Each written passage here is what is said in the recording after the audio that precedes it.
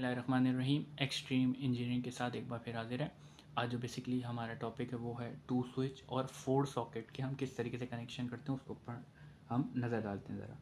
तो ये हमारे पास दो स्विच आ गए, एक स्विच, ये हमारे पास आ गया दूसरा स्विच, और हमारे पास चार सॉकेट हैं। तो एक सॉकेट, दूसरा सॉकेट, ये आ गया हमारे पास तीसरा सॉकेट, और ये आ गया हमारे पास चौथा सॉकेट।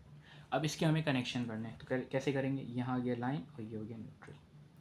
अब आपने सबसे पहले बटन में लाइन पहुँचानी है या स्विच में लाइन पहुँचानी है, यहाँ तक पहुँच गई। इसी से आप एक जंपर लेंगे और इसको कनेक्ट कर देंगे। अब दोनों स्विचेस के पास आपके पास सप्लाई आ गई, और अब आपने न्यूट्रल भी पहुँचाना है। न्यूट्रल कैसे पहुँचाएंगे?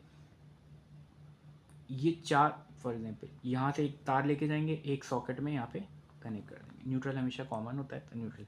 अब आपने क्या करना है, जो सॉकेट के दोनों टर्मिनल में से एक टर्मिनल होता है, इन चारों के टर्मिनल्स को इस तरीके से शॉर्ट कर देंगे। एक बिल्कुल एक तार लेंगे, उसको आपस में चारों के साथ एक साथ कनेक्ट कर देंगे। ये चारों कनेक्ट हो गए। अब आपने क्या करना है, अब हम यहाँ पे पेयर कर सकते हैं दो सॉकेट को एक बटन के साथ और दो सॉकेट को दूसरे बटन के साथ कनेक्ट कर सकते हैं। अब कैसे करना है, यहाँ से फेज लेके जाएंगे आप और यहाँ पे कनेक्ट कर देंगे एक टर्मिनल पे, इसको जंपर दे देंगे दूसरे टर्मिनल के साथ।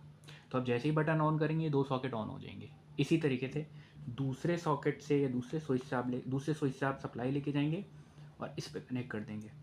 अब इसको आप इसके साथ दोबारा शॉर्ट कर देंगे, तो आप इस बटन से ये दोनों सॉकेट ऑन होंगे और इस बटन से ये दोनों सॉकेट ऑन होंगे।